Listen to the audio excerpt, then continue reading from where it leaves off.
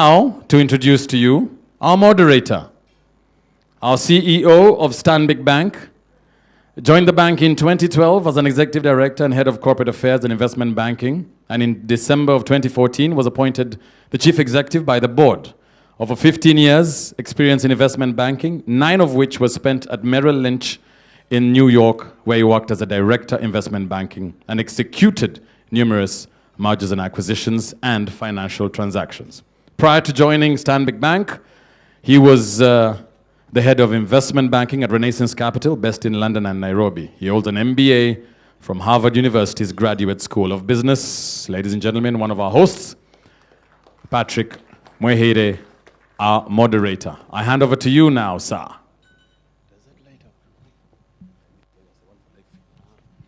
Okay, I think to a more exciting part of the evening.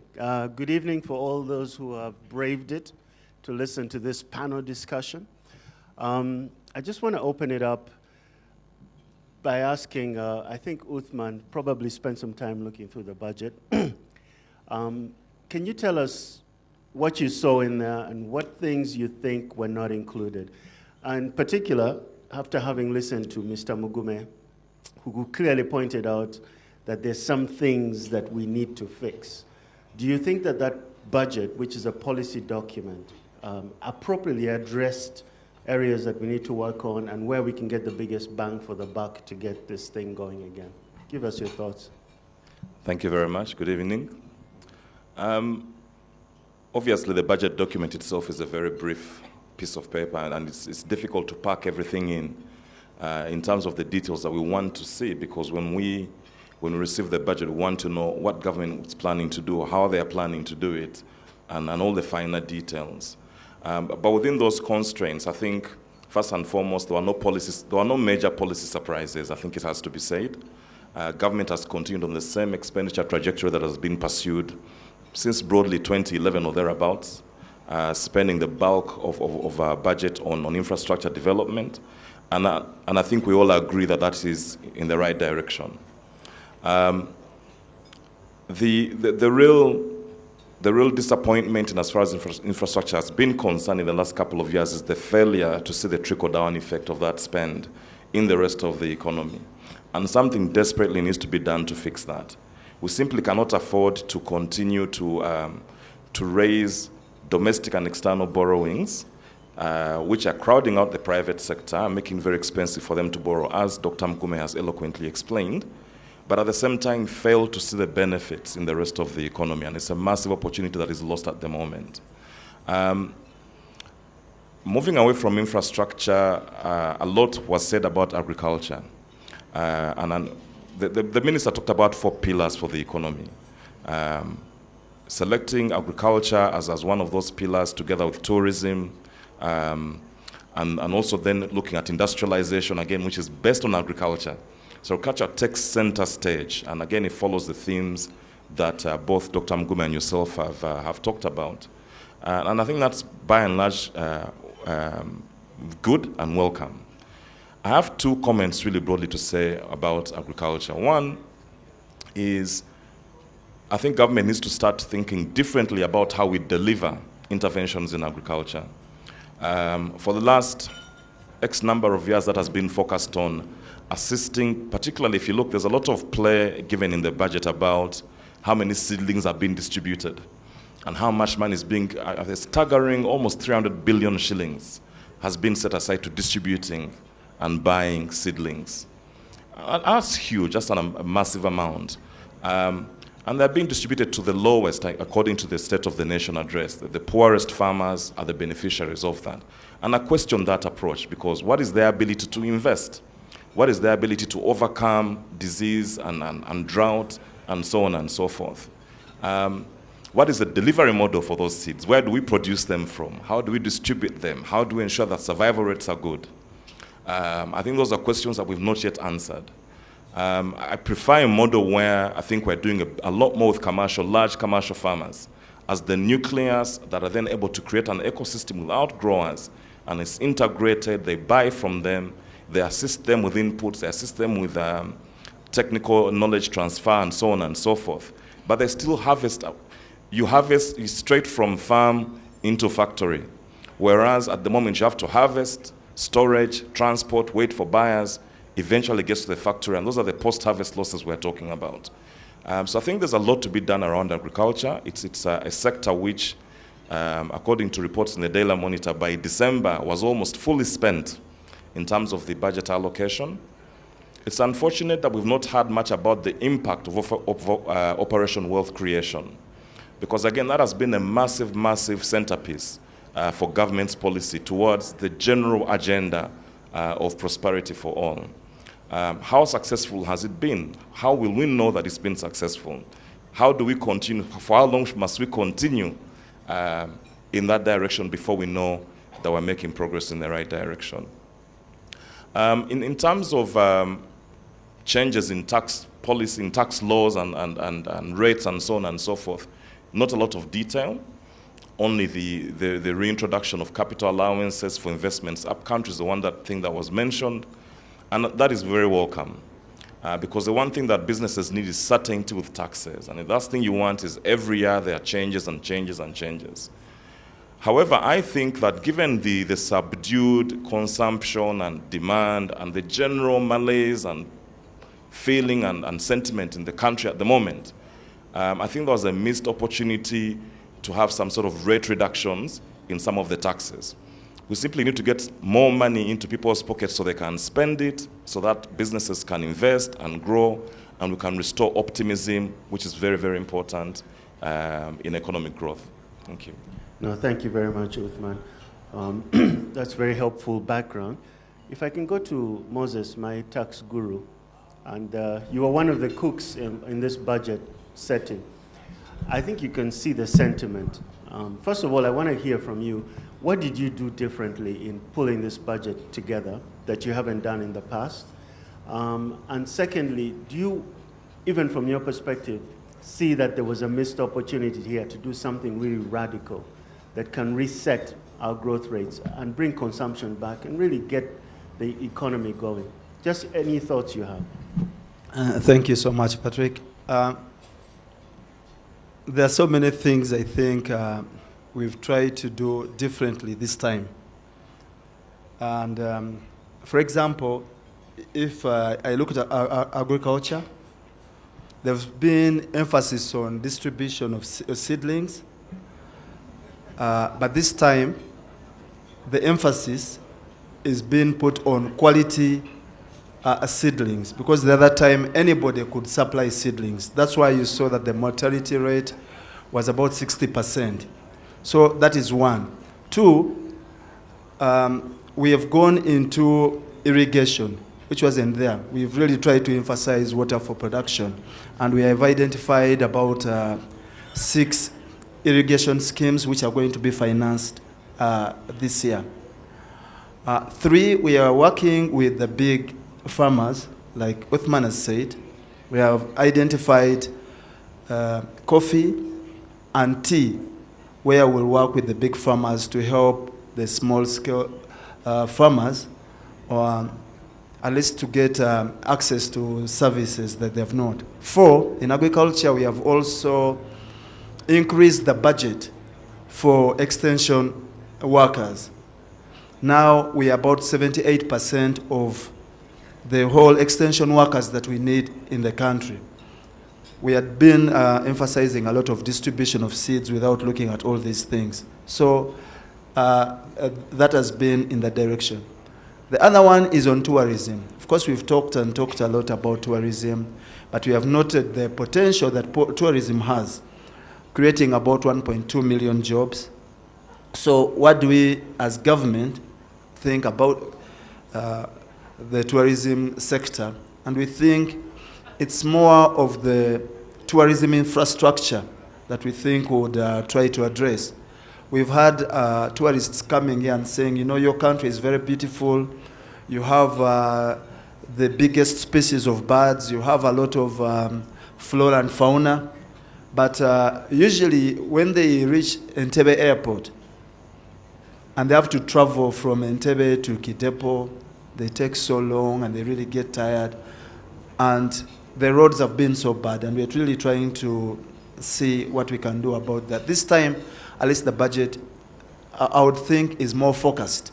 We used to talk generally, even in agriculture, as I said, we are focusing on tea, especially on coffee, to implement the Coffee 2020 agenda, moving from the 4.5 million bags we are producing to try and get to the 11, 12 million bags per year. And then we are also trying to focus on tea, to brand our own tea, because when we take our tea to Kenya, it is taken as Kenyan tea. And on each kilogram, we lose $0.50. So if we brand our own tea, then that would help. So those are some of the things that we are trying to do differently. The other one is the emphasis on execution of projects, because we have spent a lot of money. We've borrowed a lot of money, but when you see the implementation of most of government projects, they have been at less than 50%. So now there is more emphasis on implementation. There are going to be sanctions to accounting officers who don't implement these projects. 3, we are not allowing any projects unless they have a feasibility study. Everything has been done, and all you have to do is to implement. We think that would really help in the way we're doing things. Thank you. No, thank you, Moses. Those are good initiatives. But the one thing I just want to follow up on is that there's 27 trillion, I think, roughly, that was in the budget. And when we think about the last 3 years, there's been quite a bit of money that's gone into that budget. What I wanted to hear from you is from a strategic point of view. I know we do a lot of these tactical things, seedlings, coffee, tea. When you are setting up these budgets, just for the audience to understand, is there a grand plan that says, you know, for the next 3 years, this is where we want to head? We want to increase income per capita from, you know, so that we're not close to Burundi, we're closer to Vietnam. We want to create 3-4 million jobs, because we had 1 million babies each year. Just help us understand that you're connecting the budget to real strategic issues that the country is facing. Just any thoughts on that? Yes, maybe just to mention that the Public Finance Management Act has, first of all, timelines within which we as government do things and how we are to do them. Okay? And we also in there have something called the Charter of Fiscal Responsibility, which will show us how to move. And this Charter of Fiscal Responsibility is moving in line with the National Development Plan, because that is our planning document. And it's been a consultative document which has identified binding constraints that we need to resolve. And it's a 5-year plan, and as much as possible, we try to follow that. I don't know whether I've explained that. Yes, that's because helpful. Yes, that is the planning. So framework. that's the Bible. That's the Bible. We try to follow the binding framework, the binding constraints. We know we had a big infrastructure deficit, which we are really trying to work on. We had electricity, which was very unreliable. Now we have it in surplus, though it is very expensive. Now we are trying to see what initiatives can we undertake to bring the cost of electricity down. We had to focus on agriculture, considering that it employs 34% of the population directly, and then others indirectly. So how do you modernize agriculture? That is there. So most of those things are actually talked about in the NDP, and as much as possible, we are trying to follow them. Thank you, Moses. Let me switch to you, Jacqueline. Jacqueline, by the way, is half Zambian, half Ugandan. And Zambia has been a very great success story in agriculture. And I know you're working with financial sector deepening. Just give us your thoughts from what you've seen so far. What are we missing to get this thing going? I know it's a loaded question, but you can answer it anyway. Huh? Is it on?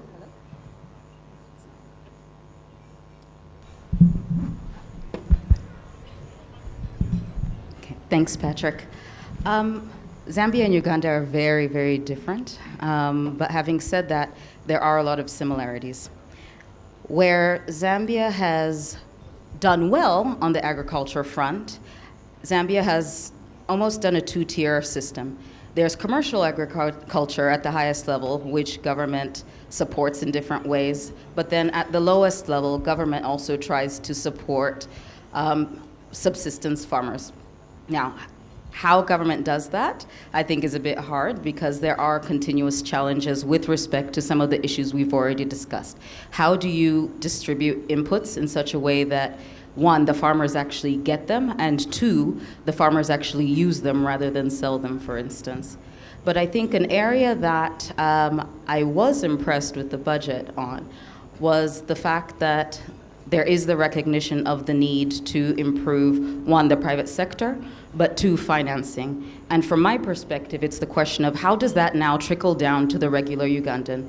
I was happy to see that there was the recognition of the inclusion of the Financial Institutions Act, and then also the MFI Act and the MFI and Money Loan Act, pardon me. But the question for me now is how do we go beyond just acts to making sure that people at the bottom of the pyramid actually benefit? There are a lot of great pieces of law, but then the next stage of actually having regulations that put them in place is a bit stagnant. And I think, for instance, from your case, from the banking perspective, yes, agency banking was brought about by the Financial Institutions Amendment Act, but the question now becomes what happens to the regulations? How can we get to the point where an average consumer, wherever they are, be it rural, peri-urban, or urban, can actually transfer money and go beyond just the transfer of money, as Wim was saying, but really use the money they have for productive use? How do we get to the point where people are able to use a payment system not only to pay money to other people, but to pay for healthcare services, to pay for education, to pay for electricity, while also improving their credit score? And so when I think of the execution of some of the proposals in the budget, I don't really see how that's going to be done unless there is a strong focus on public sector efficiency, which is also part of the budget. So more than some of the pronouncements around agriculture and infrastructure, which I think are all great and all necessary, I think that the focus going forward for the next year is really how do we ensure public sector is accountable for the decisions that have been put in the budget? And in addition to that, how can players within the public sector support that? And how can we as civil society equally play our part to make sure that we help ordinary citizens achieve their financial health more than just their financial inclusion? No, thank you, Jacqueline. I must say, though, I think we put a lot of emphasis on the public sector, and I'm not being biased being from the private sector. I think that there is a lot more the private sector can do, but I think there has to be a meeting of the minds with the public sector. You guys have to reach across the hall and say, you know, this looks like something that will be probably better executed with the private sector, so run with it. What do you need from us from a policy point of view to support that?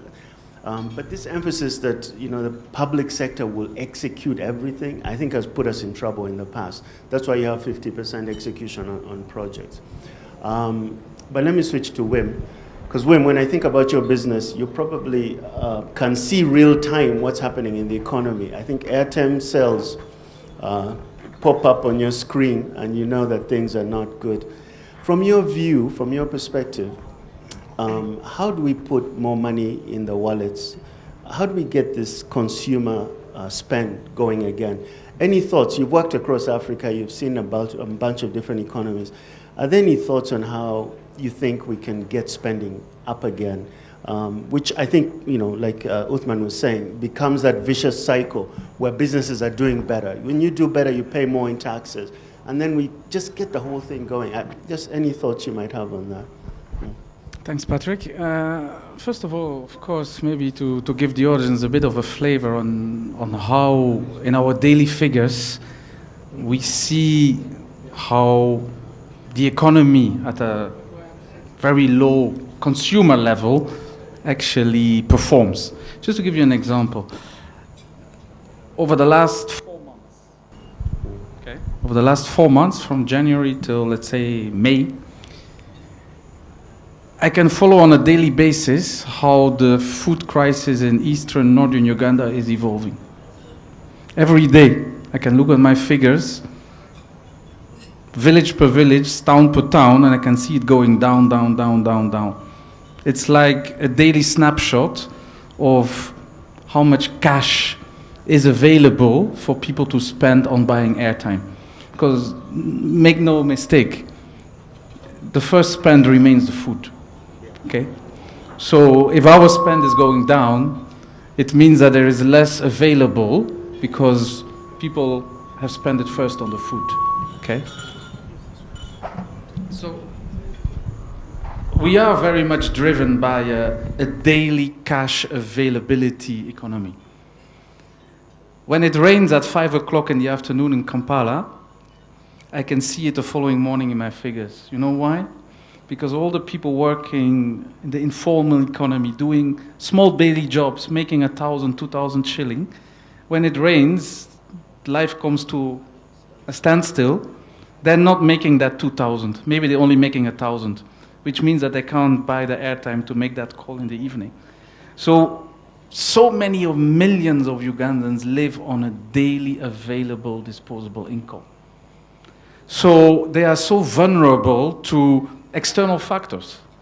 Like the budget forecast is very important, but 60, 70, 80, I don't know the exact figures, sure you know it better, of the people depend on agriculture.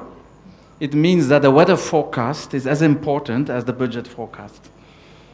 Because the weather is an important factor in terms of productivity, in terms of how the harvesting is going to go.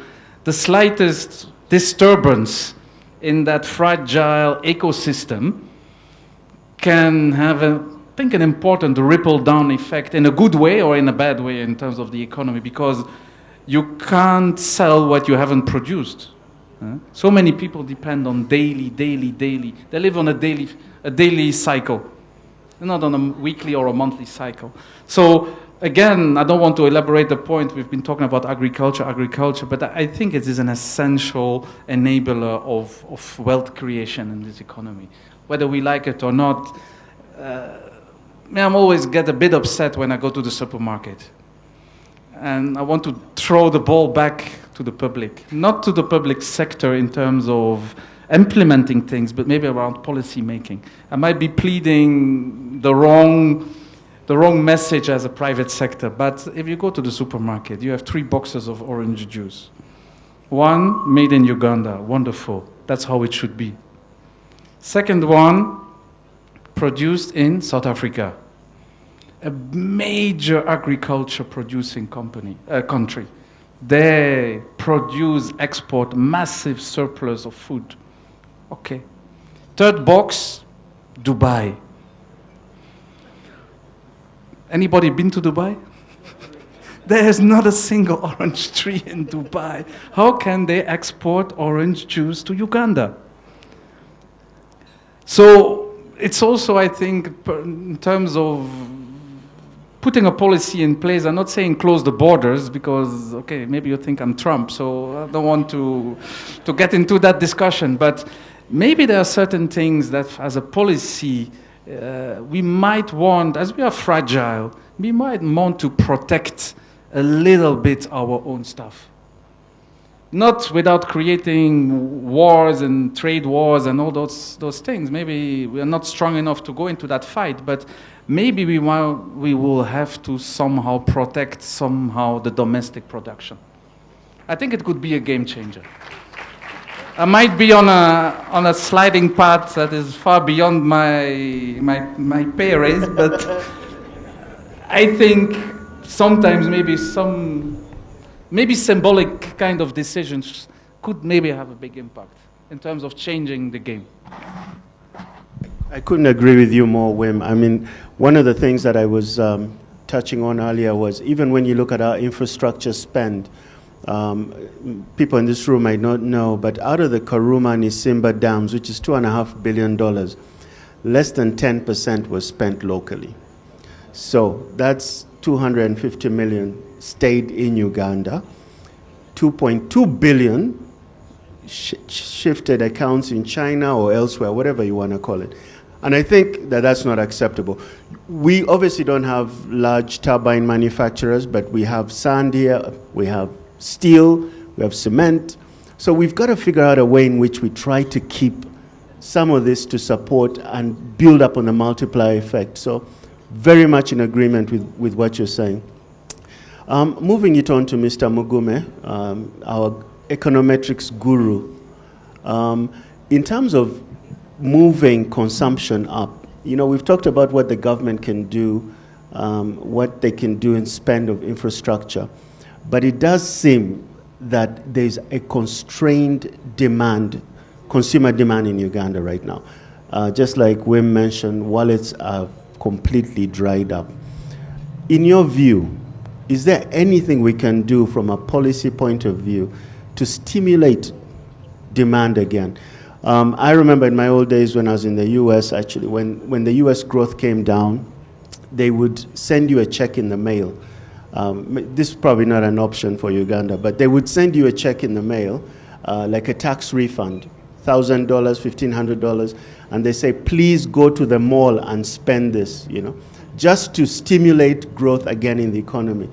Now, maybe we don't have an option to send $1,500 into everybody's mailbox, but Adam, what can we do? Because we're running out of ideas. No, I think we have the right ideas, but the problem is how fast to implement them. Now, you know, we are forgetting, as we are talking now, as we said, 70% of our population is in agriculture. Imagine if all of them were productive and producing. Remember that actually agriculture, if you look at the numbers, agriculture sector has been contracting in terms of growth. So the only way to stimulate demand is to empower the 70% of the people who are involved in agriculture. The problem is, how do you do it? Basically, I mean, everybody would want to have juice made in Uganda, but you must have a producer who is ready to supply to the market. A few years ago, even pork in one of the supermarkets was imported from South Africa, because I remember we were talking to the supermarket, he said, when I give a Ugandan a contract to supply me pork, the guy will tell me I can't get the pigs. And the problem was nobody was willing to rear the pigs, and yet we are talking about you know, domestic production and also income. So really, that's really where, how do we organize our farmers? In number one, in farmer groups. When I was growing up, we had the farmer groups under cooperatives. Should you take poor quality coffee, the cooperative officer will chase you away with your coffee. So as my father would know that you can only take good quality coffee, a particular number of sacks, to the cooperative store. So that arrangement of organizing our farmers, number one, giving them education, giving them inputs, making sure that the standards are okay, making sure that storage is good, is really the right way to go. The problem I think we have had is, as Mr. Kagwa was saying, we emphasized distributing seeds, but then we don't handle the other aspects. But I think the only way we can do is really to concentrate, quick wins, concentrating on our farmer groups, organize them, educate them, farmer groups, give them inputs, integrate it with the market as we are talking about. Really, that's the only way we can stimulate the demand. So you don't think it's a capital or a money issue? You just think it's an organizational issue? The question is, we have a lot of money per se, but the question is, if someone is not producing the pork, how do you give the person the money? The person must first produce the pork or the chicken, and then you give the person money. You can't just fly a helicopter with money and then start dropping for everybody to pick. No. Someone must work for the money, and then you sell something to the market. For example, I come from one of my areas. We have a new tarmac road, but it is one of the area which is stricken by famine. We have a good new tarmac road paid for by taxpayers, but we are not producing anything to supply the market. The question is, so do we go to the village distributing money to? So that's where there's a problem. Okay, Jacqueline, you wanted to add to that? I think my addition on this is the money is there. The question is, how do we get people to trust the system? How do we get them to move their money from under their pillows and put it either in MTN or another MNO or in the banks? And so I think more than anything, we need to get to a point, as I was talking about earlier, about really working on financial health of the people, educating them about financial literacy, educating them about how, yes, if they put money into the banks, they can save, but equally they can borrow. Because as of now, I mean, with the Financial Insights survey of 2016, 11 out of 100 Ugandans are banked. That's really low. 53 out of 100 are on mobile money. Yes, it's higher, but the next question is, how do we get people that are hoarding cash in their houses because it's safe to get to a point where they want to put it in the system? We can track the data of where they're spending their money, but more importantly, once we know where they're spending their money and how much they have, we can actually plan accordingly. That's helpful.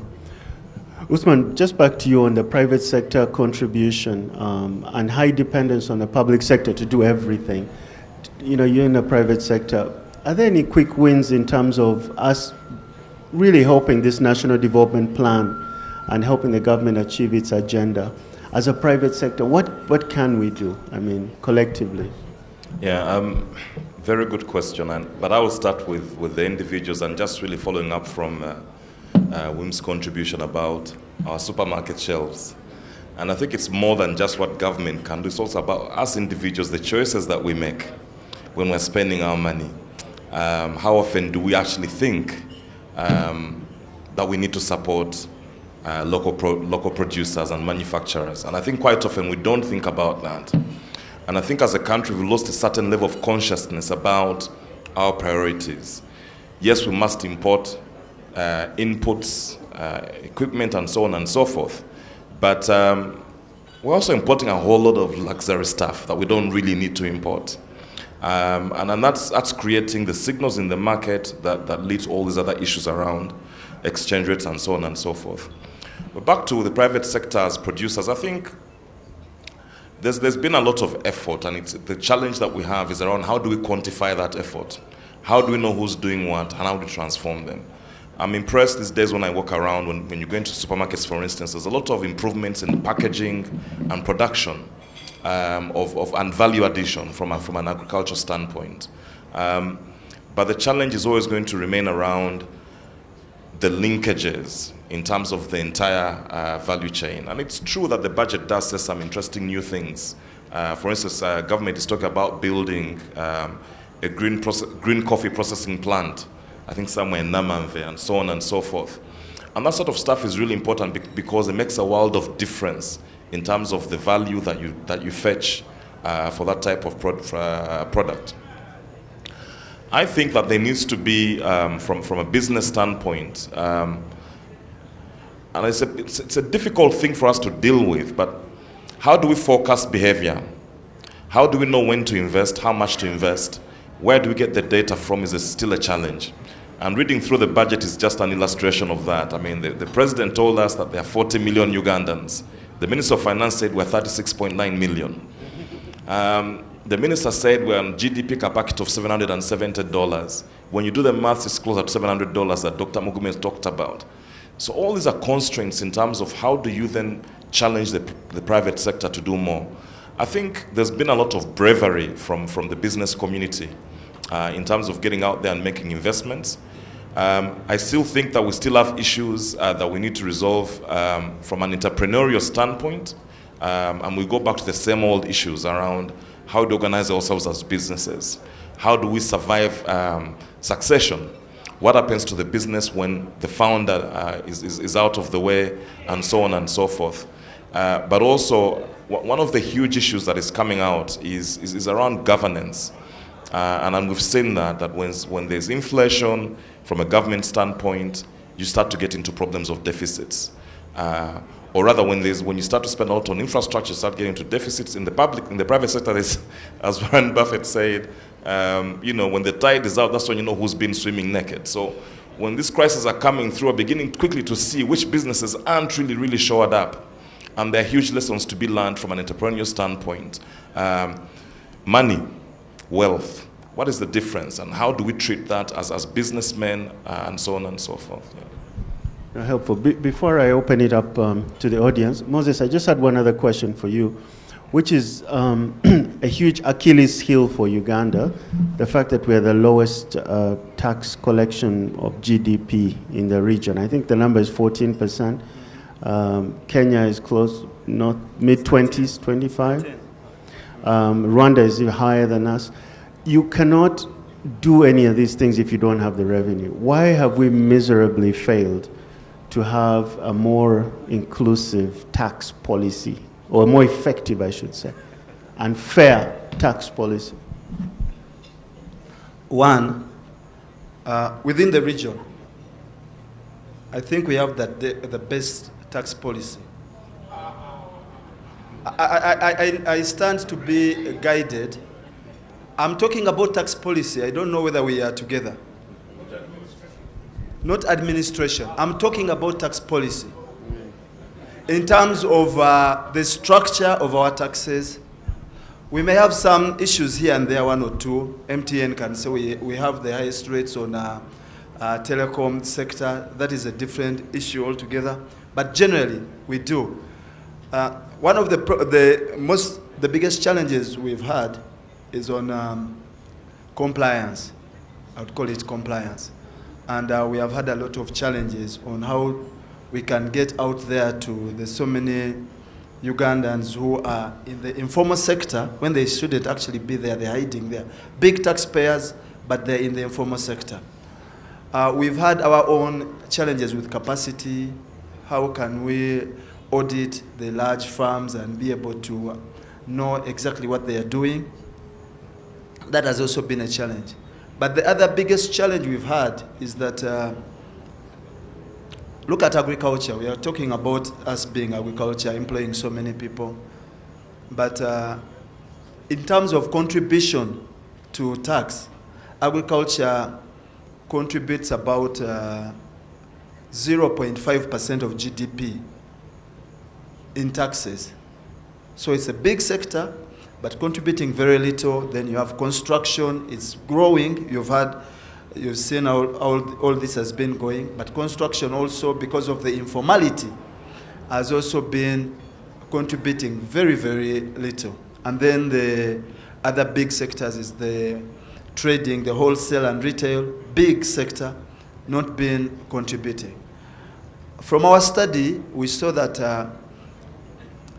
a growth of about 1% of GDP in agriculture would lead to a decline of about 2% of tax GDP to GDP, because it grows up, but then it doesn't contribute much to the GDP. So it pushes up the GDP, but it doesn't contribute to the tax. Equally, we have now seen a number of these infrastructure projects taking a lot of money. You can see that we are talking about 4.3 trillion in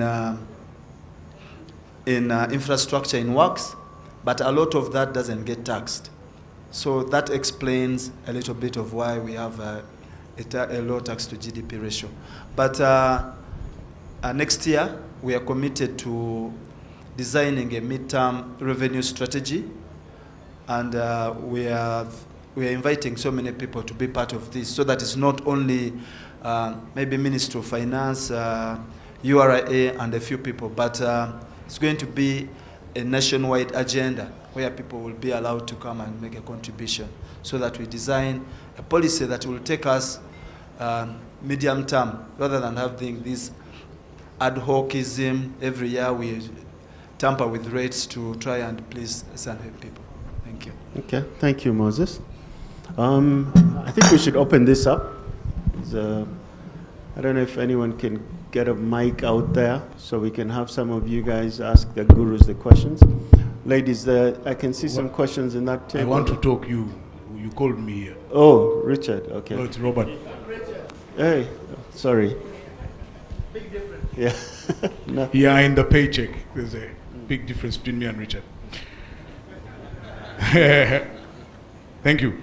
And Patrick, I hope you don't regret inviting me here. I've been avoiding these kinds of things because some of the stuff I want to say is pretty inflammatory. Yes, and deliberately so. I think you are wasting time with peasants. If you think you're going to give them seedlings and they grow the economy, but Richard has a solution for them, so he'll give it to you himself. I have about 3 or 4 ideas I want to give you. So first of all, you bankers, you are a big problem to us. By the way, I'm speaking as a farmer. Somebody like me, when I apply for a facility, so I'm called Kabushenga. Sorry, I'd forgotten. Now, I'm not a peasant farmer. I'm a very elite farmer. No apologies. And I think we're the only ones who should be in farming. Peasants have no business in farming, not even for their own survival. So anyway, Patrick, this is to you, the bankers. If we can register people in this country for everything, identity cards, SIM cards, getting sugar, I don't know what, voting, I would like you bankers to register all of us once, so that you have all our records. Why should I borrow 3 times from the same bank and be asked for photographs, forms, the name of my wife, how many kids I have, I don't know what. That papers, they give you a whole textbook to fill. Now, that stuff takes 2 weeks. Meanwhile, rain is getting finished. So we can talk here the English, because the English you people are talking is difficult. We can talk and talk. The issues that affect us are very simple, very practical. If I want to borrow money, you take my records, because I'm an interested party, and tell me to update my records every year. I will come every year and update my records, so that when I apply for a loan, 1 week you give me my money, I go and pay for fertilizer, I pay for all the other things, and I make money. This business, feel this, go and sign, talk to lawyers. First of all, your offices, those buildings, we fear them. When you come as a farmer, you look at the building, the receptionist, she first looks at you twice. So, please, those are simple, basic things, but they affect our ability to get, and if our ability to get financing takes a month, and I am very well connected, I know all of you, it takes me a month. Now, imagine a farmer in Kapchorwa who sees you, okay, Mnubusoga, who sees you on TV, says that man, So that's one issue. Please do an exercise to register all of us potential borrowers once, and never ask me again, because even if I've married a second wife, I will not tell you. So let's have that sorted. So that's one issue. My friend Kagwa, you can talk about seedlings and what. There is one issue, just one. Go and sort out Container Village. All the counterfeits that are there. Bloody, I mean, every counterfeit seeds are being distributed by OWC. Counterfeit fertilizer is being sold by people, and they've come through UNBS and URA. So we go and plant seeds, they don't germinate. Zero, we're wiped out. Then you bring fertilizer, you put it in, instead of making the crops grow, it starts eating them. So now what are we doing to ourselves? You know about production, I know this stuff. So that's my second point. The third point is, please organize an agriculture police. And you think it's a joke. You know, you don't know the theft of matoke. Me, I am a matoke farmer. Now, I have resorted to witchcraft. I'm going to explain. I'm going to explain. I have resorted to witchcraft to protect my matoke from theft. I discovered that there is a superstition around matoke in where I'm planting. So now I have created a reputation in the village there that where I come from, our witchcraft is very powerful. So that's why my crops are germinating better than the neighbors. That prevents those people from coming to steal my crop. But of course, I am dramatizing a bit. But we end up spending our own money, investing in social capital. The government doesn't exist in our things there. But let me just give a quick illustration. You're distributing seedlings, okay? If you give me seedlings and leave me, 2 weeks ago, I was hit by a coffee borer. Now, I am very enlightened. I have like 5 devices which go on the internet. I can check unlimited internet. I find out coffee borer is like this. This is how you treat it. Then I go and get the pesticide. But I am very privileged. Now, how many other farmers who got seedlings and are hit by coffee borer will do that? And if they're wiped out, do you think they'll come back and produce for you? But you don't know that statistic. I suggest that you guys first leave your buildings here in Kampala, come and live with us for 6 months of this financial year, and understand what the economy is doing to us, and the production process and where the bottlenecks are. Then you can sit there and tell us properly, now let's make this intervention, this policy, and I don't know what. Then I will listen. Before that, if you don't sort out the 3 things I've given you, you will sing until what Adam said was what? Decreasing revenue. It will take 2 years. We shall be here saying the same thing. Thank you. It's your problem that you invited me. Thank you, Robert. You achieved the inflammatory stance, though. That was good. No, but thank you for those are very relevant comments. And change is coming on the KYC. One of the things, just not to be defensive, we've never had a national ID. So we were never able to validate everybody across one metric. But that's happening now. So change is coming. Next. Thank you very much. I'm Dr. Samuel Kasozi. I work for Management Sciences for Health. First and foremost, I thank all the presenters and the panelists. Most of you have said this particular budget is focused, but in my opinion, I think this budget has to be refocused for the following reasons. One, health development and economic development are inseparable. I see a very big mismatch between the investments into health and the investments into economic development. These two catalyze each other. Most of you who did economics, I'm aware you know about the Asian tigers. They managed to develop within 1 or 2 decades by investing into the human capital. For us to invest into the human capital, we need to invest into health, and we also need to invest into education. Take an example. We are talking about heavy investment in culture, which Robert has talked about. If you are dealing with a sick population, who is going to apply your inputs? Just a question. The second example has been highlighted by Robert. If you have an illiterate community, how are they going to use the internet, for example, to look for the inputs? 50% of our community are dependent population, and the life expectancy is only about 50 years. Look at our education system. By the time you complete, you have about 20 years left to your life. And I know Adam talked about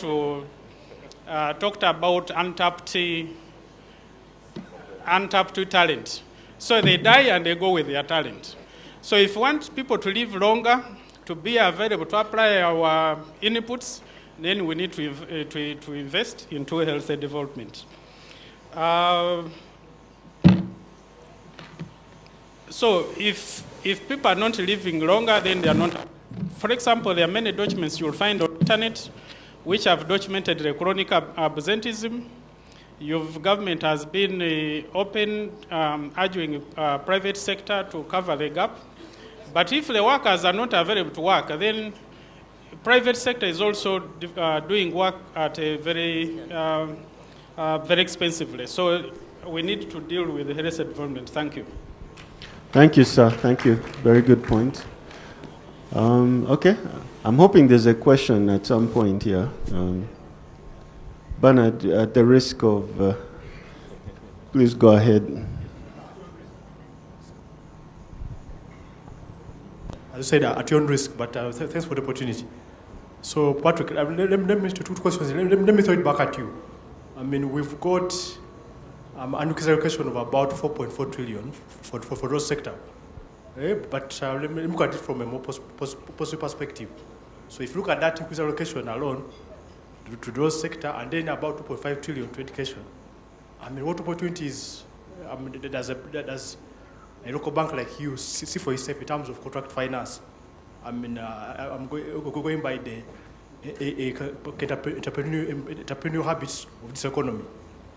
And then 2, I mean, to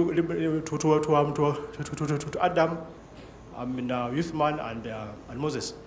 I mean, does any of you actually understand the big dilemma that we face in fixing agriculture, where, I mean, you've got only 800 billion shillings, which is less than the total value of all domestic areas in this country, which are about 1.5 trillion shillings. And for that money alone, we need to sort out the short-term food scarcity across our communities, and then also deal with the problem of production that has kept food prices fairly up for many years, which translates into the 27.2% in the inflation basket. So how do we get around that with such weak fundamentals? Thank you, Bernard. I'll let Adam take the second question. The first question is, obviously, as a bank, we do welcome the fact that the government is spending on infrastructure, because a lot of our clients will benefit from that. But to be honest, it would be much better if we took the quality of the trickle down of that 4.5 trillion. So what I would love to see is that, yes, there's a Chinese contractor in the middle doing the road, but he subcontracted 20 or 30 other SMEs around my ecosystem in Kapchorwa, so that there's a multiplier effect. But we're not seeing that trickle down. So, and that's why I keep hammering away on the quality of the spend, because you can spend 4.5 trillion one way, you can spend it another way where it has a massive multiplier effect. And to me, that's more sustainable. You're building capacity in these small enterprises. They're getting bigger and better, and the know-how. They're also spending money in their local communities. So for me, that's the challenge, is connecting the dots on that second layer. And I just don't think we've gotten that piece right. Adam, maybe you answer the question on. I think we always get bogged down with allocations, not what do you do when you get the allocation. I think that should be the question. The question is, even if you give agriculture 10 trillion, what do you want them to do with the money? I mean, unless you are saying that they distributed the money to each household. So the question is, even the 800, the question is, what are those commodities you want to see being produced? Now, let us be frank. I don't think we want to see a government that distributes every kind of seedlings. I think we want to see the government that can distribute particular critical inputs for productivity, etc., but also allow the private sector to participate.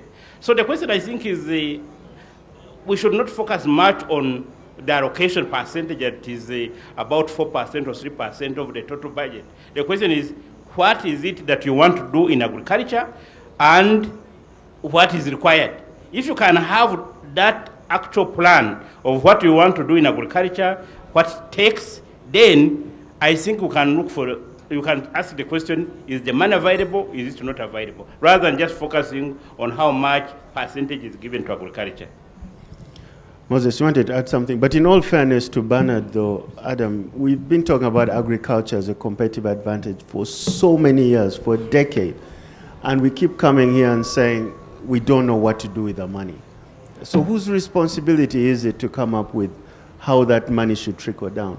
I think the allocation is important, but we cannot continue to say that we don't have a plan. That's not acceptable. We have to draw the line. But Moses? Yes, thank you so much.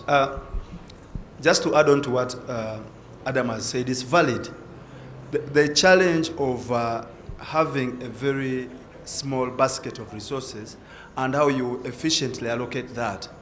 Because specifically in agriculture, we have been meeting with the sector, agriculture as a sector, and asking them exactly what they want to do. A lot of times, we have even had to take money away from the ministry because they cannot absorb it. So there's been a low absorption rate on the monies that they have asked for. So whose fault is that, Moses? So that's our fault. Okay. What we are doing now is to work and identify areas of intervention with the Ministry of Agriculture. And as I said, this year we are saying we're going to focus on coffee, to to try and make sure that there is more productivity in coffee, to try and make sure that we can give better seedlings in coffee than what is being given. So we are working with the private sector to help them to develop the right seedlings. Kabushenga has been talking about that. We are talking about tea. We want to brand our tea. So all that process, the value chain in the tea, we are working with Ministry of Agriculture because we realized that if you leave agriculture, the Ministry of Agriculture, they are thinking about agriculture maybe for day-to-day sustenance, people to food to eat. And for us, we are thinking about it in terms of growth. So that's how we are now working with them to make sure that we are looking at these crops that we have identified and how we assist. On the issue of standards, Robert, you talked about standards and that place where they are selling all sorts of fake things. That is something that was announced today, and we are going to really work seriously on that so that we have quality seedlings, quality fertilizers, quality pesticides. One of the problems we had last year and even this year, the banning of our exports of vegetables to Europe was because of using pesticides that were banned and they are no longer being used. So those are some of the challenges that have been there. Thank you, Moses. Let's take two more questions. Please try and be brief so we can wrap it up. Richard, you had a question? Hello. Yeah, I've got a question. Two questions to do with agric. The first one is, the model that currently Uganda runs is based on is what I would call a push model. In other words, the government puts a lot of emphasis on the supply side. In other words, on the agriculture side, where the farmer is being given seed to produce. The challenge with that is that once they've produced it, they've got to push it out to the market. So the question I have you ever thought about putting money on the pool side? In other words, on the market side? Because I think that what the peasants, and you'll allow me to call them that, what the peasants haven't been able to figure out is the connection between the agriculture produce and money, which is why a lot of people produce for their own consumption. So I don't know whether you talked about policy, whether that has been considered. So that's my question to you. The second question is a real radical solution, especially about land. I honestly believe that land fragmentation has become a big disadvantage to agriculture. And therefore, have we thought about compulsory acquisition of land from the peasants and then turning that into agricultural, commercial agriculture, and then hiring the peasants back on the farm and basically converting their equity into money so that they are actually paid money, which can then become part of commercialization. It's nice radical solution. Jacqueline, you want to touch it, and then Moses, you can come. Yeah. I don't think that last proposal is one, equitable or a good idea. If we look at the conversations that are happening in South Africa, it's raising alarm bells not only for commercial farmers, but also for FDI investment. So I think it's important to make sure that we have proper land registration mechanisms, and that's something that's lacking. But dispossessing people of land is not a good idea, even though they later have to work on it. I think what I wanted to really say is, with respect to agriculture, I think one of the solutions right now at a global level where Uganda can really be involved are the discussions at the WTO. The next ministerial is happening later this year, and frankly, the African participation is very low, and that includes Uganda. This is an opportunity, one, to really raise the value and the conversation about agriculture and how, as a developing country, Uganda can actually be at the forefront of not only producing locally, but value add and ensuring that there are foreign markets to buy. Not only looking at Europe, but I do think that it's very important to equally make sure that Uganda is having a strong conversation at the African Union level to make sure that there is intra-African trade. The next part of that is the main focus of the ministerial will be digitization. So it goes back to my point earlier. How can we make sure that, yes, the policies are in place, but there is sufficient budgetary allocation? The allocation to ICT was not the highest, but I do think that there is a role for the private sector to really look at internet penetration, making sure that, one, the quality of service is good, that's for internet as well as mobile, and also making sure that people are sufficiently educated on opportunities within digital. So small-scale farmers do know the price of goods, can actually put their goods online, and they can actually be agents of their own like farm products. Thank you, Jacqueline. Very useful. Moses, quickly react to that. Thank you. On the issue of taking away land from the peasants, that's very radical.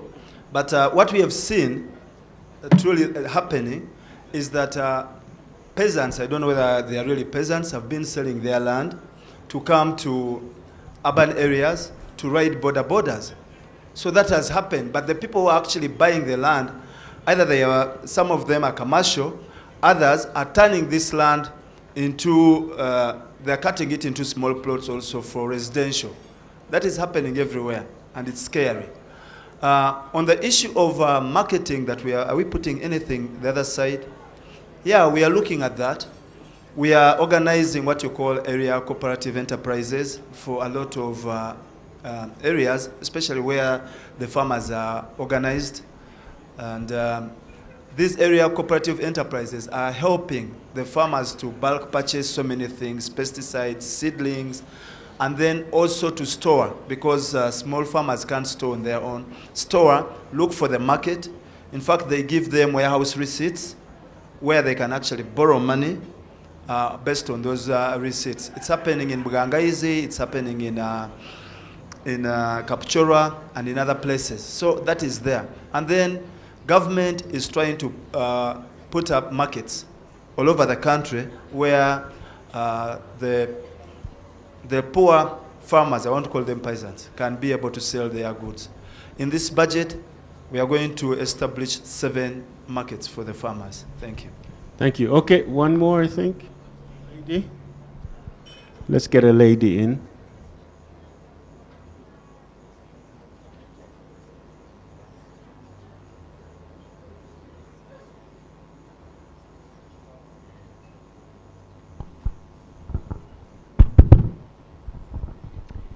Thank you, moderator.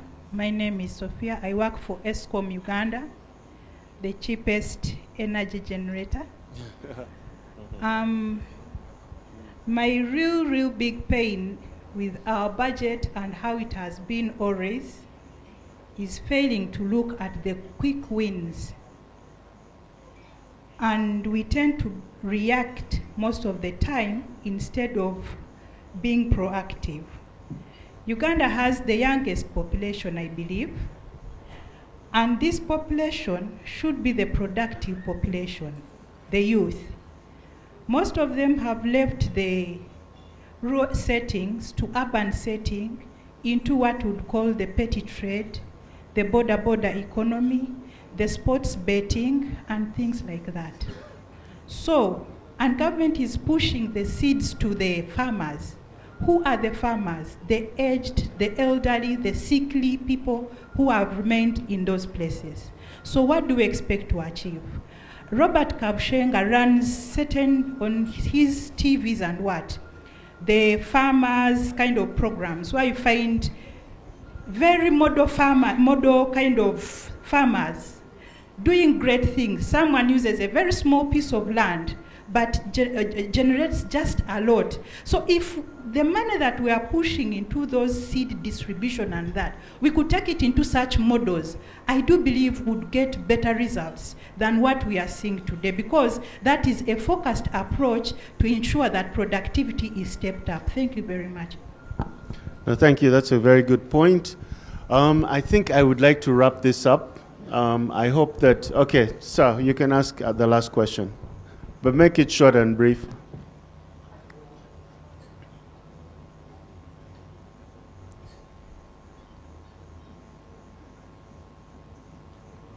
Thank you so much. The name Maximus Besige. I'm an insurer from Britam.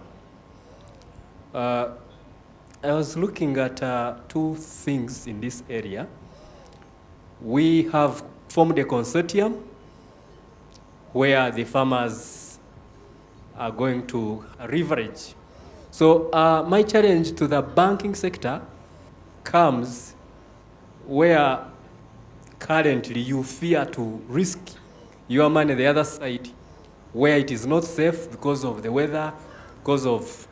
So I was requesting to know whether if you are guaranteed in this consortium that the farmers are safe with the weather and the money that you risk there is also protected, whether you can loosen your lending policy to these smallholder farmers and we can see a robust system.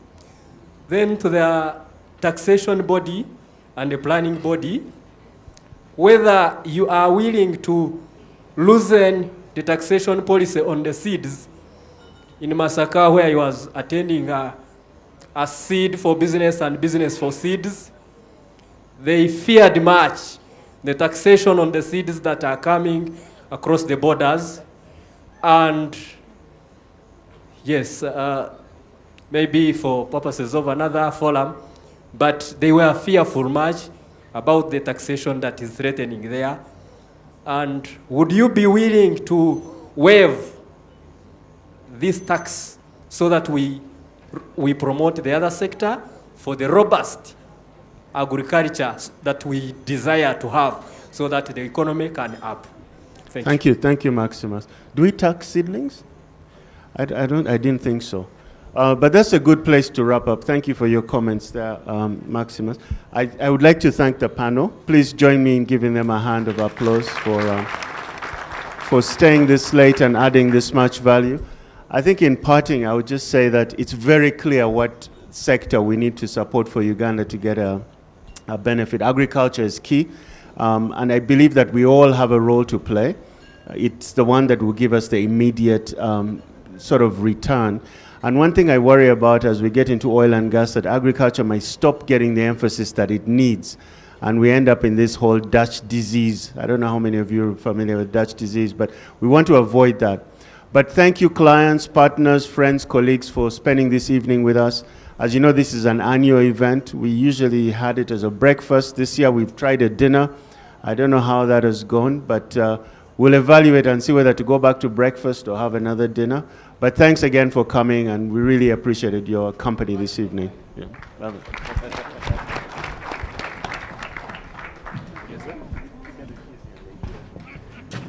Thank you very much to the panelists and the moderator. Everybody thanked the panelists, nobody thanked the moderator. Let's give Patrick a round of applause for fantastic moderation.